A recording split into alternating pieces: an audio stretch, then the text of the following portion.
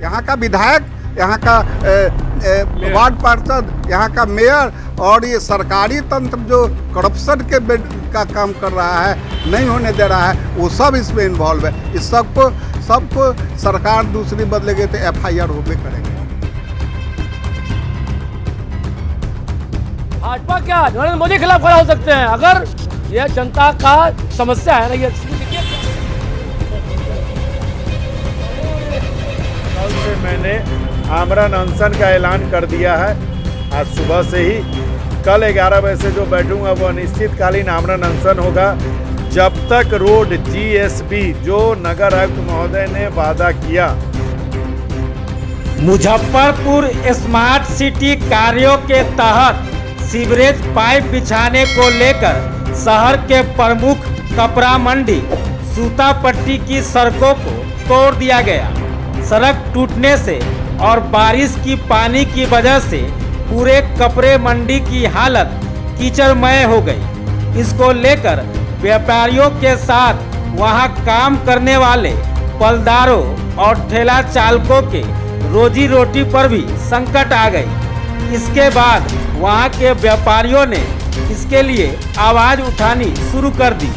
व्यापारियों का एक प्रतिनिधि मंडल DM को ज्ञापन सौंपकर मामले की जानकारी दी, लेकिन अभी तक जिला प्रशासन या नगर निगम की ओर से इस पर कोई कार्रवाई नहीं की गई, जिसके फलस्वरूप सोमवार से वार्ड 20 के पार्षद संजय केजरीवाल नगर निगम के खिलाफ अनिश्चितकालीन धरना पर बैठ गए। वहीं उनके सपोर्ट में व्यापारियों के साथ पूर्व मंत्री सुरेश कुमार शर्मा और पूर्व मेयर सुरेश कुमार सहित शहर के तमाम दलों के कई नेता व समाज सेवी कार्यकर्ता भी धरना में शामिल होकर उनकी हौसला अफजाई की।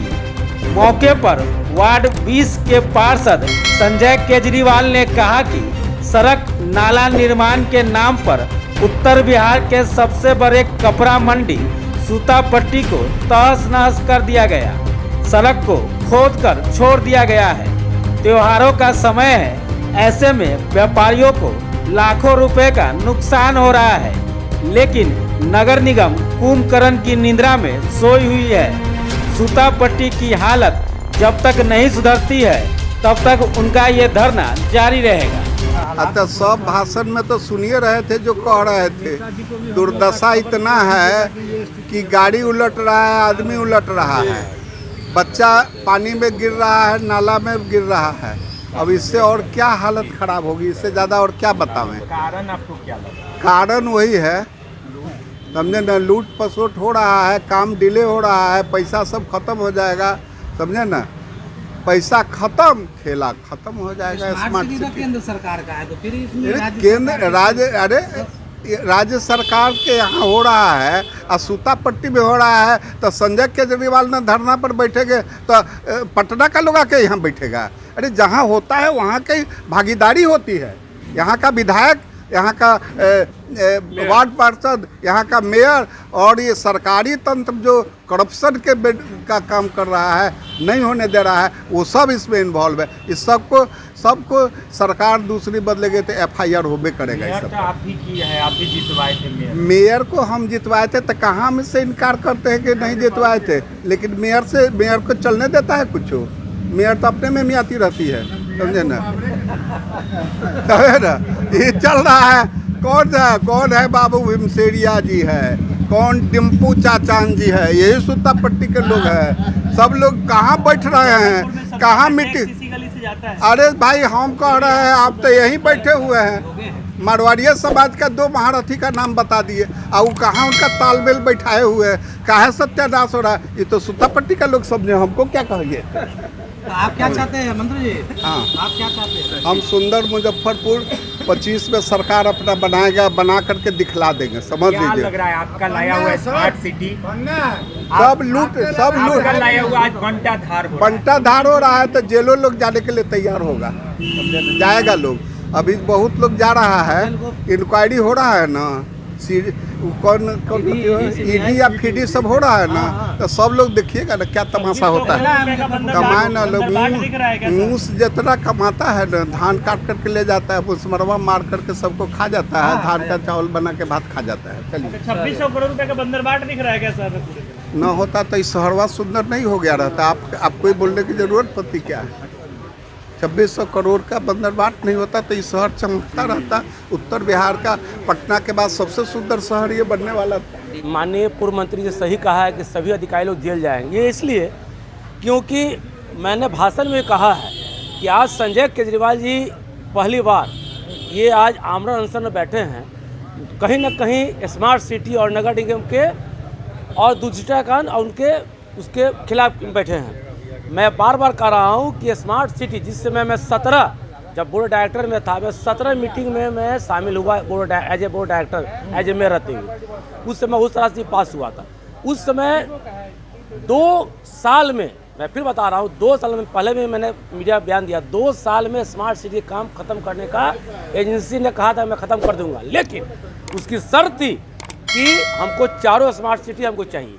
लेकिन पटना में बैठे हुए अधिकारी लोग के लापरवाही कहिए या उसके सोच के कारण बंदरवाद जो नहीं होना था, इसलिए जो लोग जो है सो अलग अलग सब जगह दिया है। जिस कारण आज ये स्थिति हुई है कि आज 6 साल होने जा रहा है और 25% या कि 30% भी काम आपका ख़त्म नहीं हुआ स्मार्ट सिटी का। और स्मार्ट सिटी न जाने कितने लोगों का जान ले लिया और लेगा।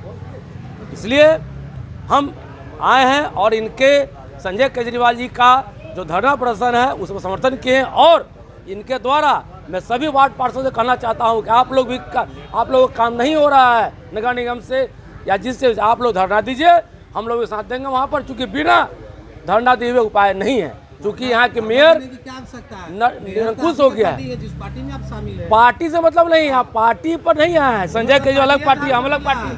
जहाँ शामिल हुए वो उसी आधार पर मिला। पार्टी के आधार पर हुआ होगा, वोटिंग हुआ होगा पार्टी के बाद। जहाँ दुर्दशा होगा वहाँ पर संजय केजरीवाल सुरेश कुमार खड़ा होगा। और भाजपा के खिलाफ भी खड़ा होंगे। भाजपा क्या नरेंद्र मोदी के खिलाफ खड़ा हो सकते हैं। अगर यह जनता का समस्या है ना, ये स्थिति देखिए क्या स्थिति है, रोड का क्या स्थिति है। आज देखिए कि बैरिया गोलंबर से आज क्या स्थिति है।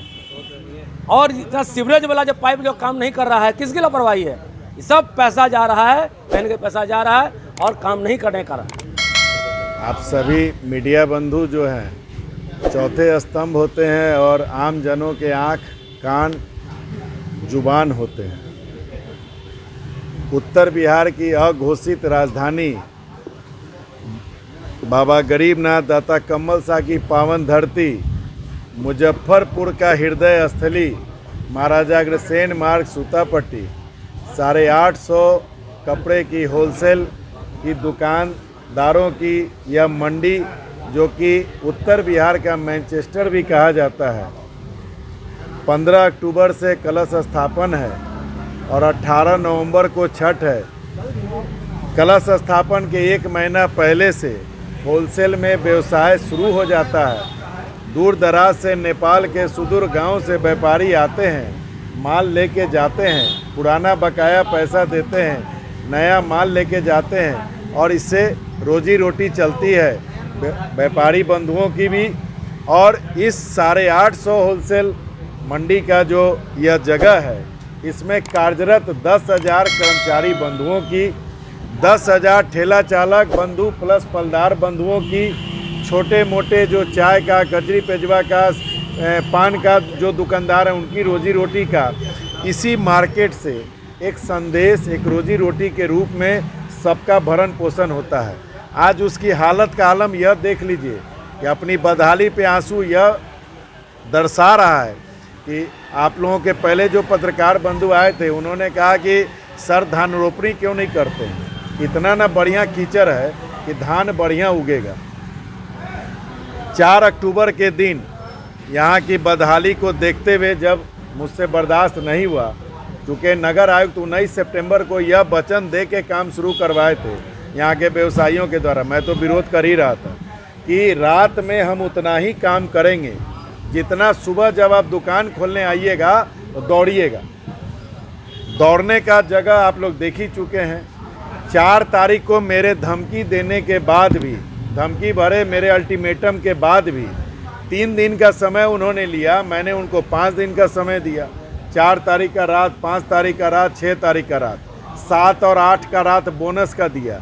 तब आज 9 तारीख को हम धरना पे बैठे हैं। और जिस प्रकार से पूरे महाराजा अग्रसेन मार्ग, सूतापट्टी, बैंक रोड, गोदाम गली सभी व्यवसायियों का, सभी कर्मचारी बंधु का, सभी पलदार बंधुओं का, सभी ठेला चालक बंधुओं का, मेरे मित्रवर वार्ड पार्षद, पूर्व वार्ड पार्षद, तमाम समाज सेवी, अभी पूर्व मंत्री भी गए यहाँ से, जिस प्रकार का आशीर्वाद मुझे मिल रहा है, मुझे लगता है कि एक अल्टीमेटम में थोड़ा राबिस उबिस गिरा तो कल से मैंने आमरण अनशन का ऐलान कर दिया है। आज सुबह से ही, कल 11 बजे से जो बैठूंगा वो अनिश्चितकालीन आमरण अनशन होगा, जब तक रोड GSB जो नगर आयुक्त महोदय ने वादा किया गिट्टी सीमेंट बालू का मिक्सचर डाल के उस पर हेवी रोलिंग चला के और 18 नवंबर के बाद जो भी योजना का काम होना है सो होगा। वो काम वो नहीं कराते हैं तब तक यह अनशन, आज धरना है 6 बजे तक, कल 11 बजे से आमरण अनशन अनवरत चालू रहेगा। अनशन फिर दिन और रात कंटिन्यू चलेगा। और देखना अब है, एक पुरानी कहावत है कि देखना है बाजुए, क्या बोलते हैं, जोर बाजुओं में कातिल में कितना दम है ना कहावत। अब देखना है कि स्मार्ट सिटी प्राइवेट लिमिटेड के भ्रष्टाचारी पदाधिकारी और नगर आयुक्त अगर अपने आप को ईमानदार कहते हैं तो ईमानदार कहते हैं तो भ्रष्टाचार पदाधिकारियों के ऊपर एक्शन ले कि GSB क्या सुर्खी और गिट्टी के मिश्रण को GSB कहते हैं क्या? मतलब आँख के सामने यह गिट्टी और सुर्खी का जो मिश्रण है यह ज़मीन के नीचे डाला जाता है। जब कोई 4 फीट, 3 फीट, 2 फीट की बात होती है और उसके ऊपर ढलैया का फिर मटेरियल बिछाया जाता है। यह रोड के ऊपर का चीज़ नहीं है। तो मुझे तो आश्चर्य होता है कि पूरे निगम क्षेत्र का सबसे ज़्यादा राजस्व देने वाला क्षेत्र निगम को, GST को, इनकम टैक्स को, बिजली विभाग को हर प्रकार से कोविड काल में 2020-21 व्यवसायी मरे। आप तमाम मीडिया बंधु भी इससे अछूते नहीं थे, पूरा देश अछूता नहीं था। उसके बावजूद 22 में थोड़ी सी मुस्कान आई थी। 23 में उस मुस्कान पे स्मार्ट सिटी प्राइवेट लिमिटेड के तथाकथित कुछ पदाधिकारी और कुछ साजिशकर्ता ने मिलके ऐसा ग्रहण लगाया है, ऐसा ग्रहण लगाया है जो ग्रहण अभी इस साल नहीं धुलने वाला है। चूँकि आप यह दिमाग में बैठा लीजिए कि अगर ये 2 दिन में, 3 दिन में जाग के दिन रात करके भी काम कर देंगे, अब दशहरा 2023 का लौट के आने वाला नहीं है, दिवाली छठ अब लौट के आने वाला नहीं है। जो रिटेलर को मोटा माल खरीदना था वो बाहर से खरीद लिया, यहाँ का व्यवसायी का पैसा भी डूबेगा और महाजन को वो पैसा कैसे देगा? छठ के बाद कोई व्यवसायी अगर कोई सुसाइड करता है तो इसकी जवाबदेही किसकी होगी? ये सारी चीज़ें नगर आयुक्त तय करे। और नगर आयुक्त के विषय में एक बात और बता दूं मैं आप लोगों को कि नगर आयुक्त के विचार कितने नेक होते हैं। 8 जून को एक एग्जाम्पल देता हूं आप लोगों को कि 8 जून को नवयुवक समिति से सूतापट्टी मोड़ रोड की ढलैया हुई। मेरे ही मतलब जोर ज़बरदस्ती पे कि ढालिए रोड, पानी लग जाता है, कीचड़ है, नरक में लोग जी रहा है। खोखर इंफ्रास्ट्रक्चर प्राइवेट लिमिटेड, मैं हमेशा कहता हूं खोखर का चोकर किसको किसको मिला। मैं हमेशा कहता हूं कि खोखर का चोकर किसको किसको मिला। 8 जून को उसने रोड ढलैया किया और 10 जून को मैंने नगर आयुक्त को रोड का फोटो खींच के भेजा कि गिट्टी उखड़ रहा है। तो एक IAS पदाधिकारी के द्वारा मुझे यह कहा जाता है कि इस पर मास्टिक चढ़ेगा। मैंने नगर आयुक्त महोदय से बड़ी विनम्रता से यह कहा कि हुजूर, हम लोग तो, आप तो हिंदुस्तान की सबसे बड़ी पढ़ाई पढ़े हैं, हम लोग तो कम पढ़े लिखे हैं, LLPP GSTT हैं, लिख लोड़ा पर पत्थर घींच घांच के मैट्रिक पास। लेकिन इतना ज़रूर जानते हैं कि नींव अगर मजबूत हो तो इमारत बुलंद होती है। आपका 2 दिन में गिट्टी उखड़ रहा है, आप उस पर मास्टिक चढ़ाइएगा, उसका क्या फ़ायदा? और आज आप लोग मेरे वक्तव्य के बाद मेरी गुजारिश होगी कि ज़रा उसका एक विजुअल बना लीजिएगा। अब गिट्टी में रोड है कि रोड में गड्ढा है, 2 महीना के अंदर की हालत ये है। स्मार्ट सिटी के नाले के विषय में ये है कि नाला ऐसे बनता है, ज़रा एगो मेरा उंगली की ओर इशारा देखिएगा, ऐसे, मतलब जहाँ मर्जी रोड पे ले आइए, फिर बीचों बीच रोड के नाला बना दीजिए, फिर चल जाइए घर के तरफ, फिर सटा दीजिए।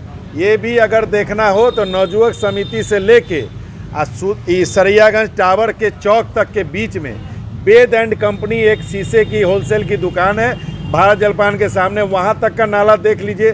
उसके बाद नाला कहाँ रोड पे आ गया। अब फिर बेनी बाबू चांदगोठिया जी का मकान जो पंचवटी होटल के सटे हुए है, वहाँ पे देखिए नाला कहाँ तक है, अब फिर कैसे सीधा हो जाता है। मतलब क्या लॉजिक है? लॉजिक क्या है कि पानी की पाइपलाइन आ गई। मैंने नगर आयुक्त महोदय को अनपढ़ जाहिल होते हुए यह बताने की कोशिश की कि हुजूर, स्मार्ट सिटी के हर एक एस्टीमेट में अगर कोई पानी का पाइपलाइन बीच ड्रेन के अंतर्गत आता है तो उसको शिफ्टिंग करने का प्रावधान है। लेकिन हमारे नगर आयुक्त युवा हैं, ऊपर से ईमानदार हैं, लेकिन शायद मुझे लगता है कि वो स्मार्ट सिटी की जितनी एजेंसियां हैं उसके पैरोकार ज़्यादा हैं, स्मार्ट सिटी के जितने कर्मचारी हैं उसके पैरोकार ज़्यादा हैं। तो मैं समझता हूं कि जब देश का, राज्य का, शहर का व्यापारी मजबूत होता है तो वह शहर मजबूत होता है, वह राज्य मजबूत होता है और वह देश मजबूत होता है। जिस प्रकार रीढ़ की हड्डी अगर मजबूत है तो शरीर मजबूत है। हमारे देश की रीढ़ की हड्डी, हमारे राज्य की रीढ़ की हड्डी हमारे व्यवसायिक बंधु हैं। आज अगर व्यवसायी रो रहा है तो यकीन मानिए उसकी आग लगेगी। और आप चौथे स्तंभ हैं। आप लोगों से गुजारिश है कि आप जिला प्रशासन को जगाने का काम कीजिए कि जो हालात देख के आए उसका विजुअल बना के उनसे कहिए कि क्या ये पर्व त्यौहार के टाइम में इतने बड़े व्यवसायिक हब, जिसको उत्तर बिहार का मैनचेस्टर कहा जाता है, क्या उसकी दुर्दशा ये होनी चाहिए? ये आप लोगों के सामने मेरा प्रश्न है। मैं तो इस लड़ाई को लड़ रहा हूँ, अपने अंतिम क्षण तक लड़ता रहूँगा। और यकीन मानिए जितनी प्यार, ताकत, आशीर्वाद आप लोगों की मेरे साथ है, मुझे कुछ होगा नहीं, लेकिन होगा जिसको, उसका नतीजा वो लोग भुगतेंगे। इसकी मैं आप लोगों को ज़रूर आप लोगों को बता देना चाहता हूँ।